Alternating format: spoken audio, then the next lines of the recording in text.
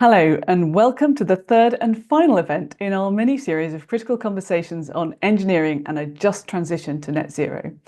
My name is Hayaatun Sillem, and I'm the CEO at the Royal Academy of Engineering and Queen Elizabeth Prize for Engineering Foundation, and it's my very great pleasure to be hosting another of these online fireside chats where we explore topical issues that are important for engineering and for society. Previous events have explored how the engineering and technology transformations needed to decarbonise energy and transport will impact on the lives of people in the UK and beyond. Today's event is going to focus on achieving carbon reductions across the built environment, and especially the buildings that we live, work and spend our leisure time in. We will explore the engineering and technological options for upgrading buildings to make them as efficient and comfortable as possible, and also consider the role that engineers must play in engaging with building users, owners and wider communities in order that we can create buildings that are healthy and sustainable. So let's start by just thinking about why this is so important. According to analysis by the Climate Change Committee, direct greenhouse gas emissions from buildings across homes, commercial buildings and public buildings represent 17% of total UK emissions. Direct emissions in buildings result primarily from the use of fossil fuels for heating. So around 74% of the UK's heating and hot water demand in buildings is met by natural gas, with 10% by petroleum and smaller amounts of other fuels such as coal and biomass. If we include indirect emissions such as electricity consumption from appliances, lighting and ICT equipment, then buildings account for 23% of the UK total. In fact, buildings are responsible for 59% of the UK's total electricity demand. The vast majority of buildings that are going to be in use in 2050 have already been built, and they don't yet perform at a level that is consistent with reaching net zero. So it's no surprise that the Climate Change Committee sees retrofitting and upgrading buildings in the next 10 to 15 years as a key priority.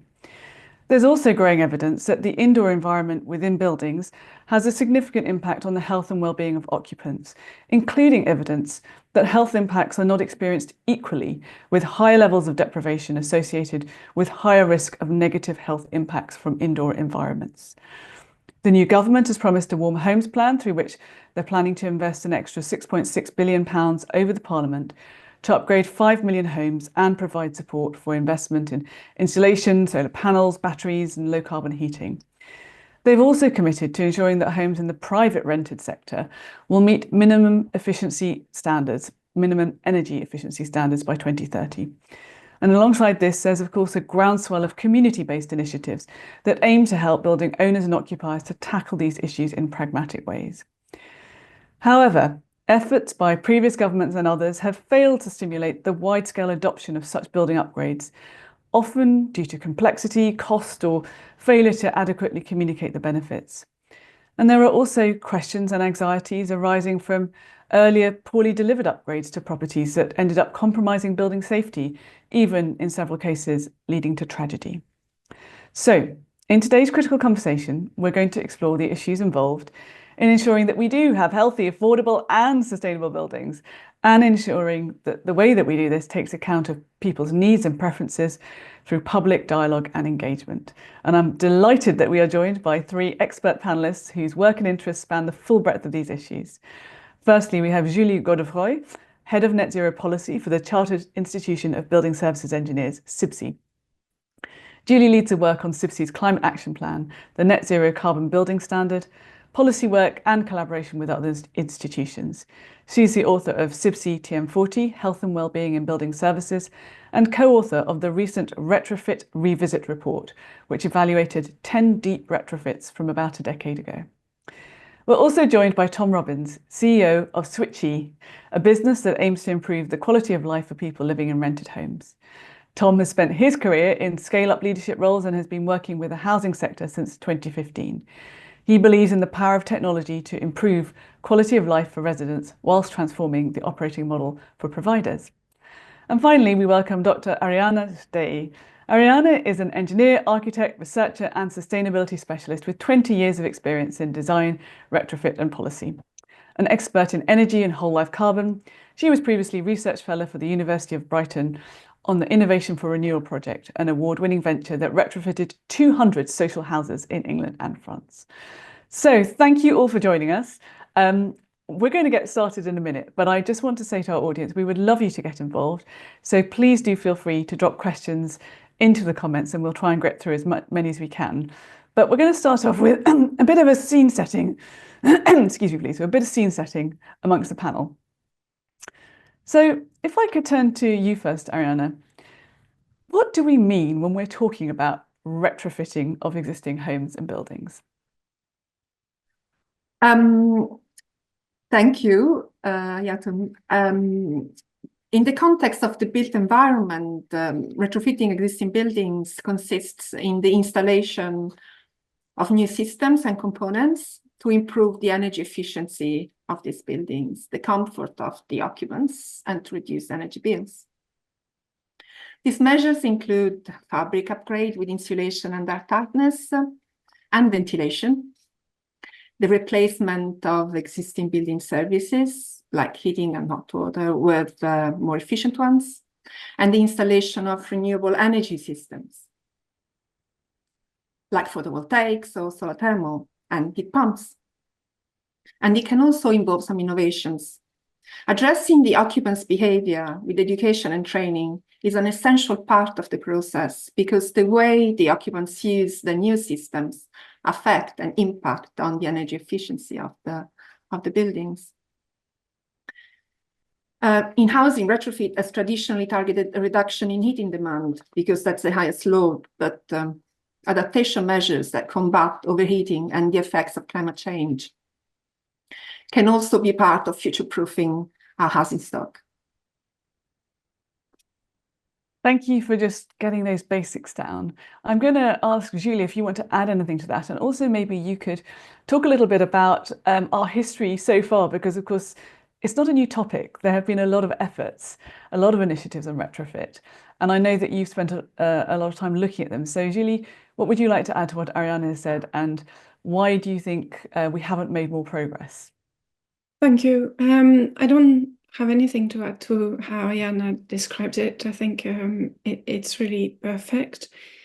There's been two things. So as you say, it's been a long time that there has been some attention to the need to improve our homes, although the term retrofit is quite recent, but energy efficiency improvements of some sort have been on the agenda for a while. But often, first of all, it's not been part of a comprehensive program, a comprehensive retrofit strategy at the national level. So it has tended to focus on the easy measures, typically loft insulation or changing windows, and which is not the comprehensive whole house retrofit that Arianna described. And partly as a result of this, but also because of lack of skills, etc., it's really been done as single measures, as opposed to a whole house retrofit, which really looks at the long-term plan of the home, what the occupants need, what type of work you might do when, and crucially, how they interact with each other. Arianna mentioned ventilation. This is extremely important if we're looking at making home improvements. So often that has not been done in the past. It's been a single measure being installed without thought about the consequences, and often badly installed. So non-continuous insulation, for example. As a result, it's true that a lot of these projects of the past did go wrong. And when that goes wrong, quite rightly, it gets a lot of headlines. So I think it has meant that there's also a reticence by clients and policymakers to do more. However, there are also a lot of good examples of retrofit done well, and we have more and more of these. And Retrofit Revisit, which you mentioned in the introduction, is essentially looked at the first wave of these deep retrofits from about 10 years ago. And it really shows that 10 or now 15 years ago, we already knew how to do things well. These homes retrofitted 10 years later still provide extremely low energy use and very high levels of satisfaction for residents in comfort, in air quality. We haven't either found significant signs of degradation of fabrics or mold, etc. So there are a lot of positive stories, but it's true that from a few years ago, it was still the exception rather than the norm. But now we know how to do it, and we also have a system in place of guidance through the PASS, a system of training, which needs to be rolled out. So we need to invest in these tools and in these processes and in these skills. Thank you very much, Julie. It's good to be reminded that there are those islands of success. Tom, I'd love to hear your thoughts on this, and in particular, how we're going to do better in the future than we have managed to do on average in the past. Hey, look, we know we've got to retrofit. Like, there's no debate. We've got to go on this journey. We're all committed to going on this journey. It's been a learning curve. I think the key challenge we go forward here is we need to remove our dependence on models and move much more to data and facts. A lot of the early retrofit work has been done on models that have been out for a long time now that weren't very well tested. And so the actual experience, the change, the energy consumption didn't happen. It didn't happen in the way that we expected it to. As we go forward now, things like the rollout of the smart meter network with better monitoring as we go on our retrofit journey, we can prove that we're actually making a difference. We're actually ultimately saving energy here. Otherwise, we're going to get this dangerous point where theoretically we'll be able to turn the grid off, and we just won't. People are still going to be behaving differently. That education piece is just so important. When we talk about a transition, for example, when we move people from petrol cars to electric cars, you get a different car, right? With retrofit, it's not the same. It's your car, right? But it behaves very differently. It operates very differently. It's a very different experience. I don't know, if you took your family car and someone made it twice as powerful and put an electric motor in it, there's a reasonable chance you're not going to enjoy that experience. It's not going to behave the way you want. You might even crash it. And there's a reasonable chunk of people that are going to not take their car and take their bike instead. So that education journey is so important. Retrofit is different to other ways that we go on a journey because it's still your home. It's still the place that you love. It's still emotionally significant to you, but the way that you operate it and work with it is fundamentally different. And that's a real learning journey that we've been on. Thank you for that, Tom. And do you think that, the corollary of that is it is very personal, particularly if it's your home, and you need to have a stake in the decisions that are being made about retrofit so that you're not being done on to? Is that also part of it? We consistently see in the field that when retrofit is done to somebody, that the outcomes really aren't great. And I'm sort of not joking about the take the bike mentality there. A lot of people will receive thousands of pounds worth of cutting edge technology in a heat pump and just not understand it. There's a reasonable chance the person that installed it didn't particularly understand it either. And the net result is they pop down to Argos and they buy themselves an electric bar radiator, right? And that's happening. And it's only with that resident engagement piece do we see the highest performing of outcomes. Thanks, Tom. Well, we're going to talk more about that. I'm going to come back to you for a minute, Julie. So one of the challenges, we're talking about retrofit as if it's one thing, with one type of building that we're seeking to tackle. But of course, we've got massive variation across the UK's building stock. So how does that influence our strategy? And are we getting the right granularity and focus in for example, the supporting training and guidance that you mentioned earlier? Thank you. Yeah, this is a really important question. I think in terms of the guidance, it's there. And there are also people, not enough, but there are people skilled in all of this. What is true is that at the policy level, so far it's been quite blunt. And it's tended to just differentiate heritage and non-heritage. And occasionally a building that is off-grid might get a slightly different attention in policy, for example. And then in terms of socioeconomic factors, most of the strategies have focused on fuel poor in various ways in which that's defined.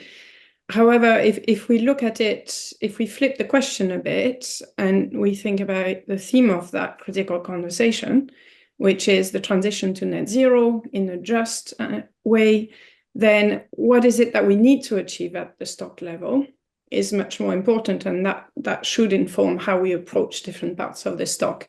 And there has been a lot of evolution in the last few years with tools available to policymakers and to industry and academia that really allow a modeling of what is possible and needed across the stock in terms of different levels of intervention. Heritage is by no means the only constraint on a building. Very often it will be space and access that are actually probably even more significant in a lot of cases, especially if we're talking about things like heat pumps, putting a hot water tank, etc. So these tools are becoming available. There is the very exciting development of the National Building Database, which should allow modeling of the entire UK building stock, both in terms of energy use and its actual physical characteristics. This is a fantastic tool for policymakers to inform what is needed to be done. Then at the asset level, as I said, there is a lot of guidance. We have the tools, and obviously for a just transition, we can't just be led by the stock level model. We have to think about energy cost, about comfort, which means that we should expect that the majority of homes get some level of fabric improvements, because otherwise it would have a very detrimental effect on energy costs. And fabric is also there for comfort. Even if you could afford to heat up your home all the time, if it's not insulated, it might be quite uncomfortable because of cold surfaces, etc. I think the tools are there, and there's really been a huge amount of progress in the last few years. And then I'll probably pass back to Tom, because the point he made about data is really important, and smart meters and various recent technological developments really allow much less intrusive and much more continuous monitoring and understanding of buildings. So I'll pass on to Tom. Thank you, Julie. Yes, well, let's go to you, Tom. And yes, do please pick up on that point around data and information and the services that wrap around that. Thank you. Thanks for the segue, Julie. Appreciate it. For a long time, we've been doing retrofit based on models, and we have a real belief that the data now exists to make better retrofit decisions based on a true lived experience of the tenant. Ultimately, what we want to achieve here, we all want to achieve, is a reduction in carbon consumption across the housing sector. But that reduction in carbon consumption is both the change in the performance of the property and in the change in the behavior of the tenant equals the net result at the end of that. And so a lot of this data is being collected already, but we need to move it into so it becomes more part of our decision making. Ultimately, we need retrofit bang for your buck. We need to move to a place where we know what the impact of something is, we measure it afterwards, and we're incentivizing people based on the true impact that they're making. That's absolutely possible. I know my technology does it today, and I'm sure there's many other people out there that can do a similar thing.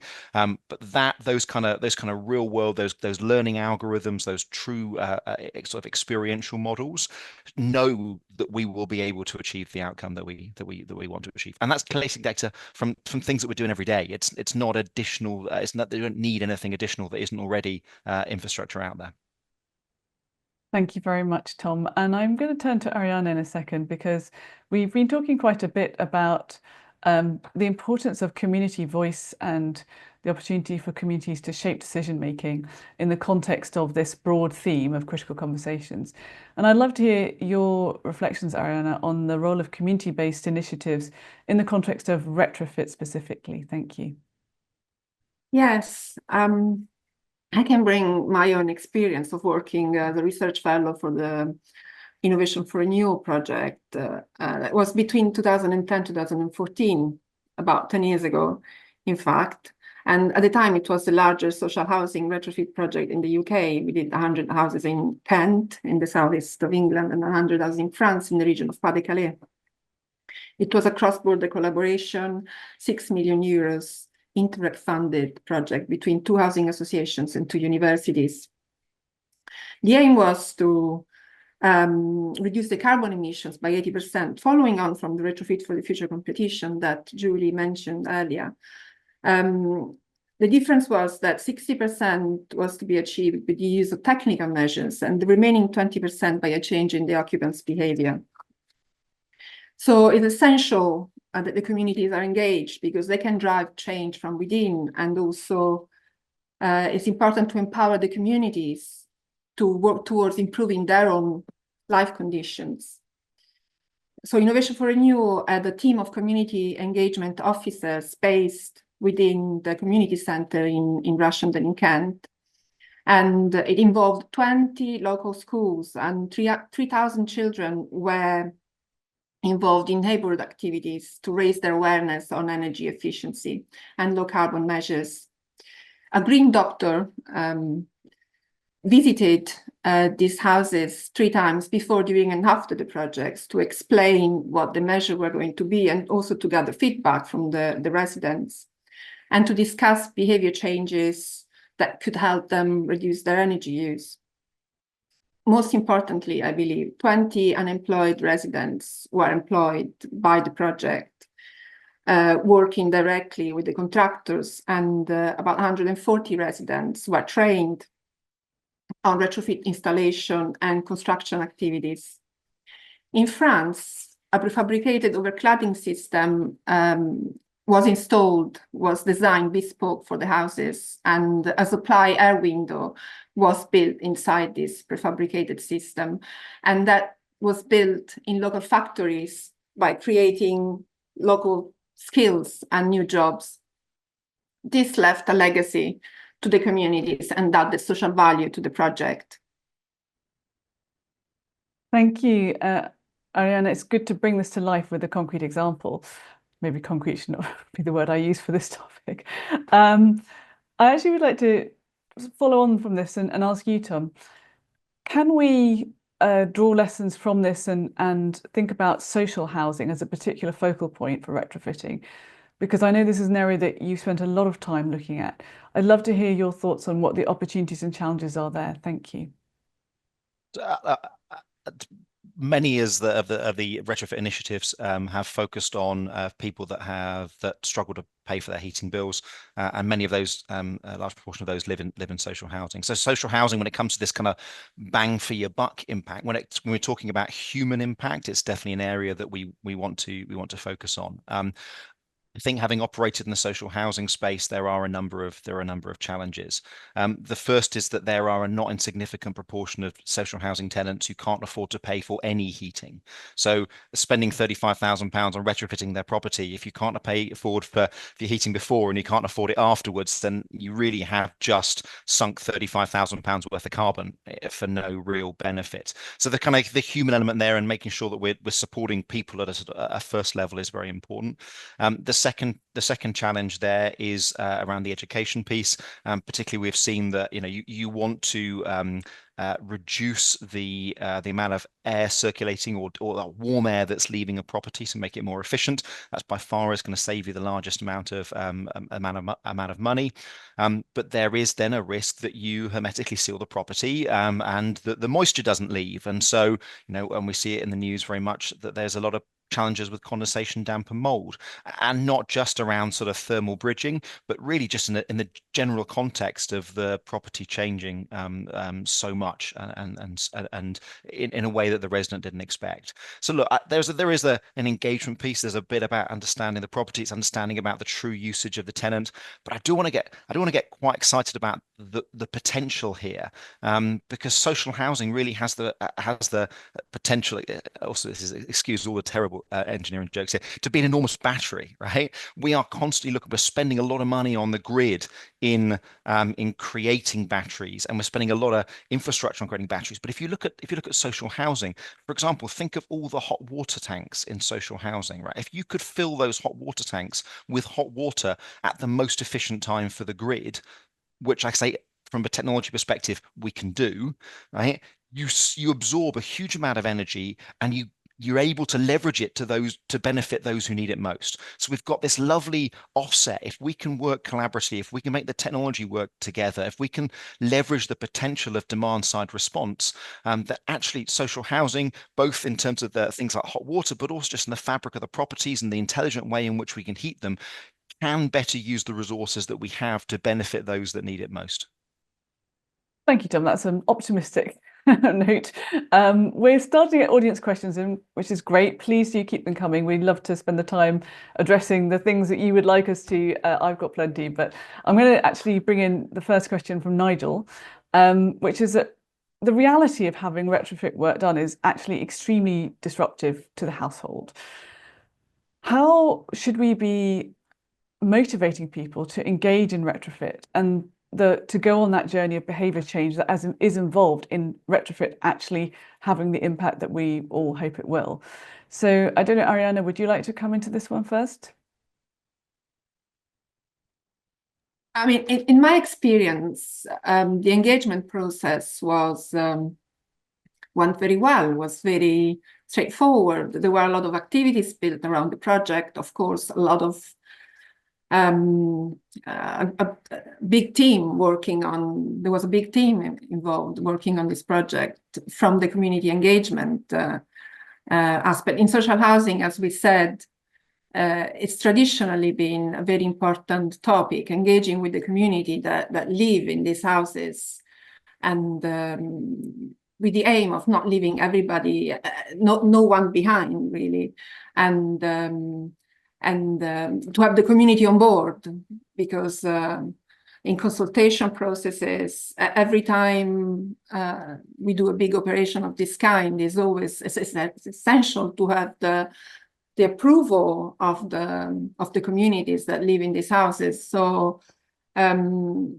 normally, as I said, in my experience, there's always been, of course, the disruption is inevitable when building works happen, and in retrofit as well.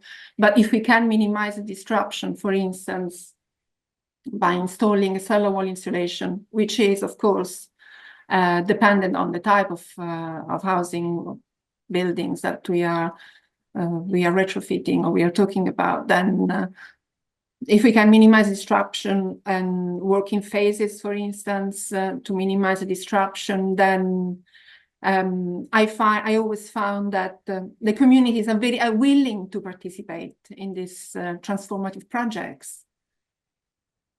Thank you. For that, Arianna, I was going to come to Julie next and see what your various studies have given you by way of insights on this topic. And actually, there's a follow-up question from Alice that's come in, which is, have we got comprehensive studies, good evidence points around why people don't retrofit? Because of course we have our ideas as to whether that's disruption or lack of money or whatever else. But it's always good to see what the evidence says. So maybe I'll come to you first, Julie, and then if Tom, you want to add anything, feel free to. Thank you. Thank you. To add to Arianna, I would say that this is one of the reasons why a lot of organizations, disruption, etc., it's why we advocate for retrofit plans, because there's not only social housing, and in social housing, as Arianna said, we don't want retrofit works to be done to people, but there is a whole segment of housing stock which is pretty much ignored because it's too hard by policymakers, is the owners and the so-called, but probably actually not able to pay. And there is very little happening, except that people do disruptive works to their homes, for a new kitchen, for a bathroom, for an extension, etc. And there are very few policies that capture these intervention points. When building works of a certain scale or disruption are happening, there is very little incentive and information available and support to residents to also think about energy efficiency and comfort and heat decarbonization. So the list could go on because so many people have produced so many recommendations about this, but we need to capture these intervention points like sale, new rental, extensive works of a particular type, like a new kitchen or an extension, etc.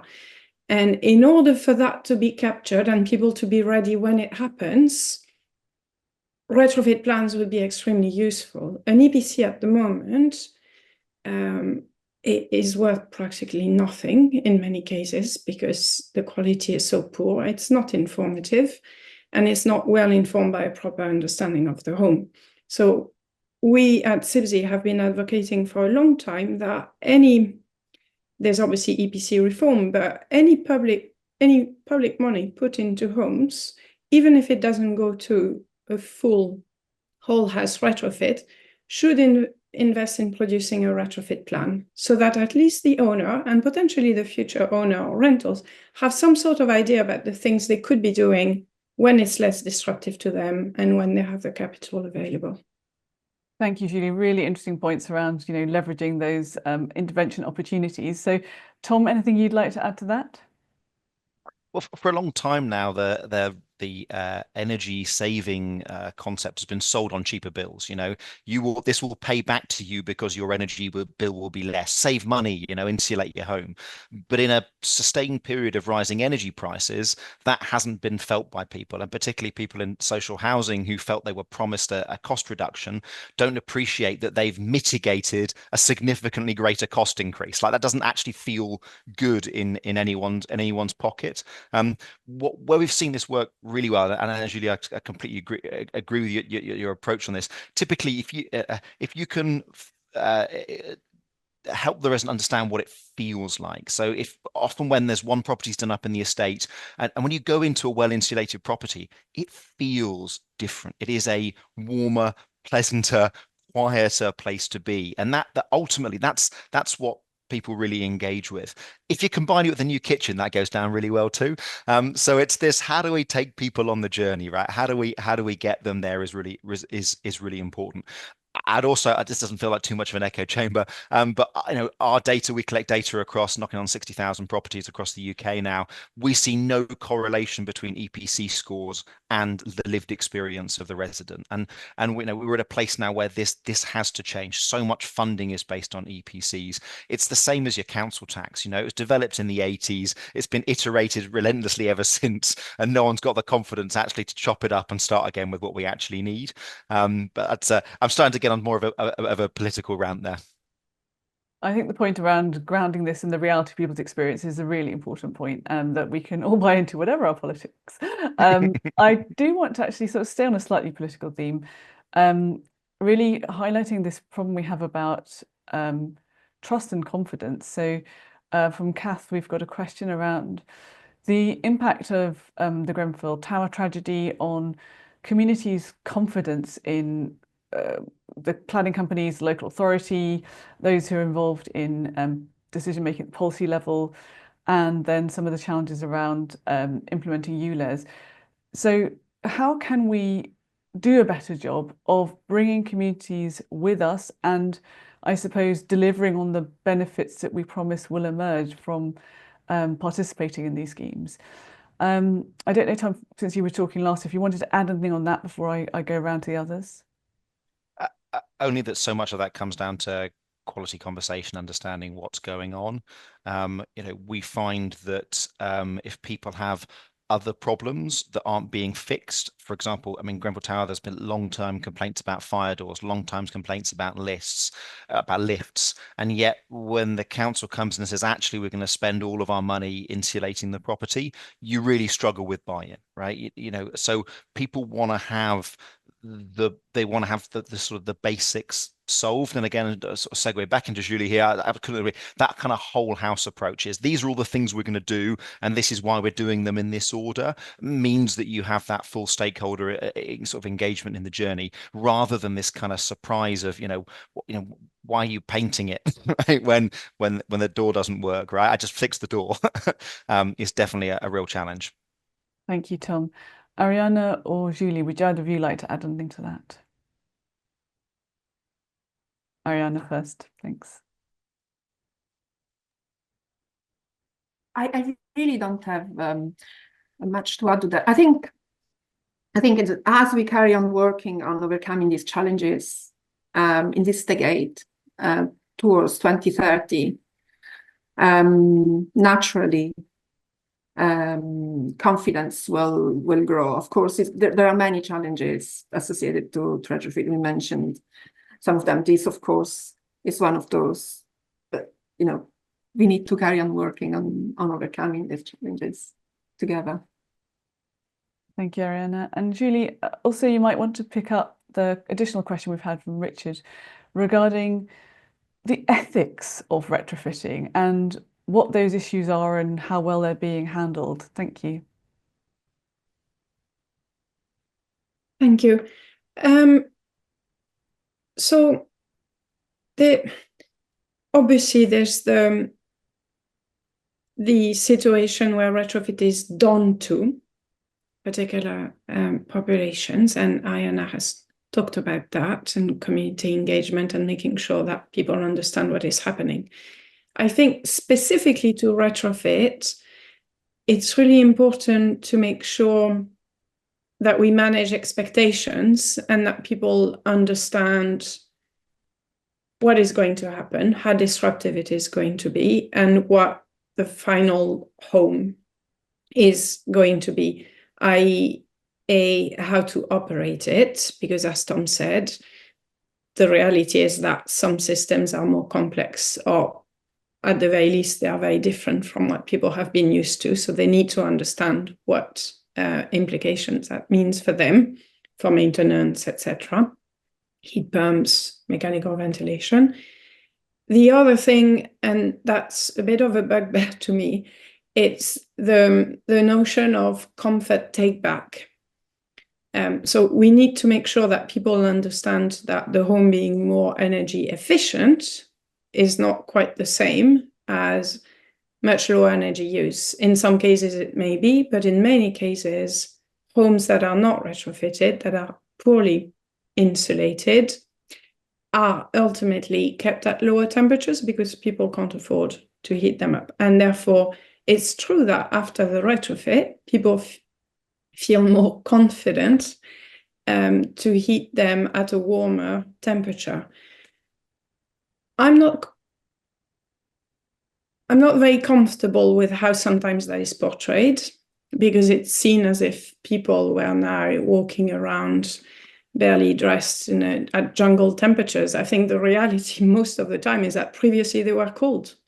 And very often it might have meant damp and mold, but also they were just not very comfortable and happy in their home.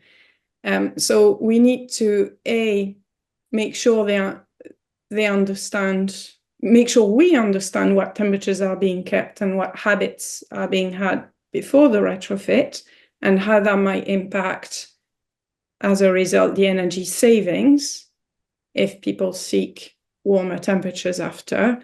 And we also need ethically, I think, to talk a bit differently sometimes about the impact of residents, and it's because of the residents, it's the fault of the residents if savings are not realized. Very, very interesting comments, Julie. And, it's this intersection between the environmental dimension, the social justice dimension. There are different lenses we can hold up and use to look at the benefits and the costs of this process.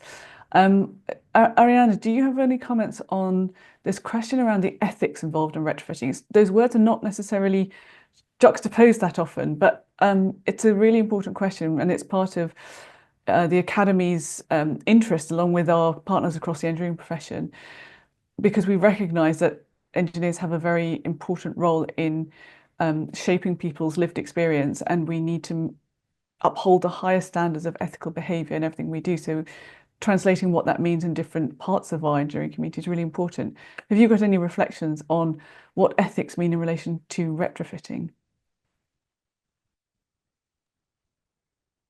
Can I talk about the ethics?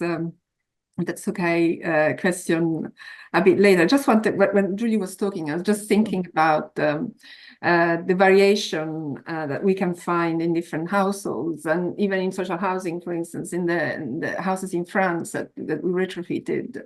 The research from the social scientists showed that some of the households were, of course, in fuel poverty and not heating at all their homes. We found that in England and in France. And when we went to visit the houses, well, we noticed that in the middle of winter, there was no heating. So we could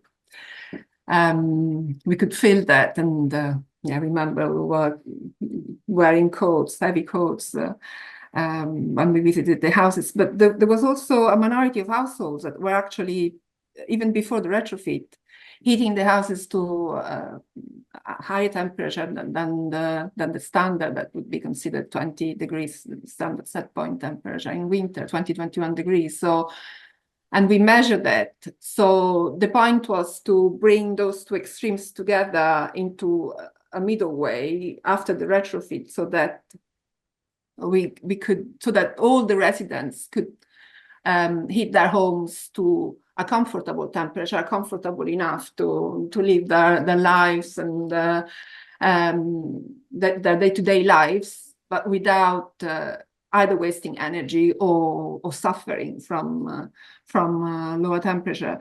I mean, in terms of the ethics, I think we need to engage. We need to engage as engineers and building professionals in this process. It is essential, and it's going to take part of, as I said, of this decade to tackle the challenges. And of course, we have our net zero carbon target to be achieved in 2050. So this is all part of building up that capacity to achieve it. Thank you, Arianna. We've got a question coming in about embodied carbon from Alice, but I think, Julie, it might also be helpful if you talk a little bit about the work that you've done in relation to the new net zero carbon building standards, because I think that's also relevant to this broader picture that we're trying to paint today. So, Julie, would you like to pick up that and the question around embodied carbon and how we are honest and realistic about whether we get carbon payback? And I think, Tom, you might also have something to say on this, so I'll come to you after that. Thank you. Thank you.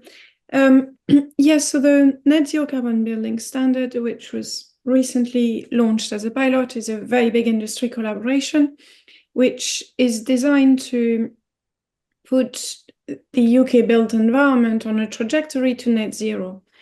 And by that, we mean for the built environment to remain within the carbon budgets, but also the energy budgets. Because we all expect the electricity grid to decarbonize, but there will only be for quite a while a certain amount of net zero electricity available. So we have an energy budget as well as a carbon budget, and that's what the net zero standard is trying to stay within, which means that we have built a model of the building stock, and we can model scenarios for its evolution to 2050, where we can retrofit the existing building stocks to various levels. We can increase new build homes, etc., over time. And we can model different levels of retrofit depth and their impact on energy use, heat decarbonization, and embodied carbon.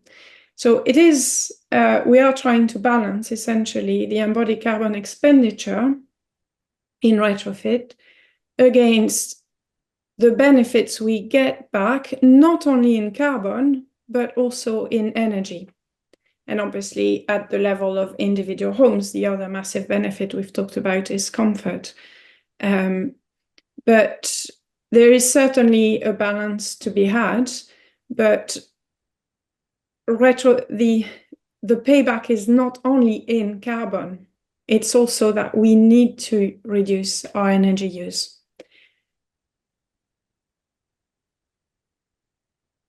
And there is something else I wanted to say, but I forgot. So Don't worry, Julie. If it comes back to you, I'll make sure you have the mic again. But Tom, I think you might have a few comments on this one as well. Yeah, look, it's the embodied carbon piece is really interesting. It's this whole concept of looking at the whole ecosystem, the resident outcomes absolutely first, but then sometimes that energy consumption and the embodied carbon raises some questions that give answers we might not like, and that's some of the fun as an engineer is when the answer points to when the calculation gives you a number you don't necessarily like. And I think we've started to see this more in electric cars now. There's that sort of broader acceptance that electric cars don't work in particular use cases. It's not worth doing unless you do a certain number of miles per year. Then that vehicle's never going to pay back the energy it costs to make it. You might as well keep your old Corsa going, right? And so, but I think we need to take that same approach in housing. And one of the things that we're working on at the moment, we launch with our customers soon, is the ability to just to see, for example, how long the boiler's been used for. Do you need to replace it every 8, 10, 12, 14 years if it's never been used? Is the embodied carbon of replacing that heating system ever going to pay back? And it's these difficult questions that I think we need to be upfront with, and we need to engage. We need to look at the data and say what's it actually gonna deliver. I'm proud to be an engineer. I've signed to be an engineer, and I think that the challenge here is about delivering engineering solutions that aren't just does it work, but does it work for the person? Does it work for the resident? A heat pump is a cracking example. Heat pumps are absolutely brilliant if you've got underfloor heating, right? It's just great, lovely low temperatures all the time, nice and warm, super efficient. The underfloor heating sector in social housing isn't huge. In fact, underfloor heating in rented isn't huge. So what most people are going to have is a limited budget, and they're going to want radiant heat. So we need to, as engineers, step up to the challenge and produce heat pumps that can produce outlet temperatures of 55, 65 degrees. That's what the market needs, right? We don't want them outside on the roof when you've got a tiny little garden, you're living out a flat. We need to have it about the same sort of size as the boiler that's there already, and we need to work through the flue. These are not insurmountable technical challenges to solve. I think they're part of the fun. But when we step up to this challenge, and I think there's an interesting comment about you, Les, people want the world to be better, but as human beings, we're very bad about making short-term pain for long-term gain. And that's, I think, where the technical challenge here is. We need to step up and we need to deliver solutions that deliver it. It might not be better than what it is at the moment, but it definitely can't be worse, because it really creates adoption challenges. Thank you, Tom. That's a really important perspective to bring into the discussion. I'm going to pick up on one of the topics raised by another of the questions that's come in from Dave, and that is skills. So we know that we have skill shortages across most of engineering, and we know that in building services and the sorts of skills that will be needed to support retrofitting at scale, that today we do not have the numbers of people, or actually the diversity of people, that we would want. And I would love to get your various perspectives on that. So I think, Arianna, I might start with you and then turn to the others. Thanks. Yes. I'd like to mention a recent briefing paper that was published by the UK Energy Research Centre and the Imperial Energy Futures Lab, titled Net Zero Skills, that investigates the evidence for low carbon jobs and considered the estimates from the Committee on Climate Change that between 135,000 and 725,000 new jobs could be created in the UK by 2030, directly in low carbon sectors. So the briefing paper highlights that the building energy retrofit sector is experiencing significant shortage of skilled workers, and that installers of heat pumps, energy efficiency measures, and retrofit coordinators are needed. What we did in Innovation for Renewal was to train workers within the community to develop those essential skills. That's also another way of developing those skills. Thank you, Arianna. Julie, would you like to add something on this? Thank you. So we're not supposed to be political, but this is a very frustrating area, because around 10 years ago, there was a very clear report and very good understanding that we needed better skills in retrofit. And that was the big driver behind government supporting the creation of the pass for retrofit. And it's not going to happen overnight, there's no doubt about it, but there are many opportunities where government could have, and at some point have tried, to implement the pass and to encourage take-up of pass, and therefore drive investment in skills. Unfortunately, it seems to have that creates a friction. If we increase demand for pass, there's going to be a bit of friction, because at the moment not enough people are skilled. This is normal in a transition. We have to accept that friction so that and stand our ground so that people invest. The problem is that either government shied away and didn't require it, or sort of incorporated into publicly funded programs or policies, and at the first signs of friction, rolled back. So there is no incentive for people to invest, and it's even worse. People who invested then see that it was not really needed, and therefore they won't in the future because they don't trust that policy is in place.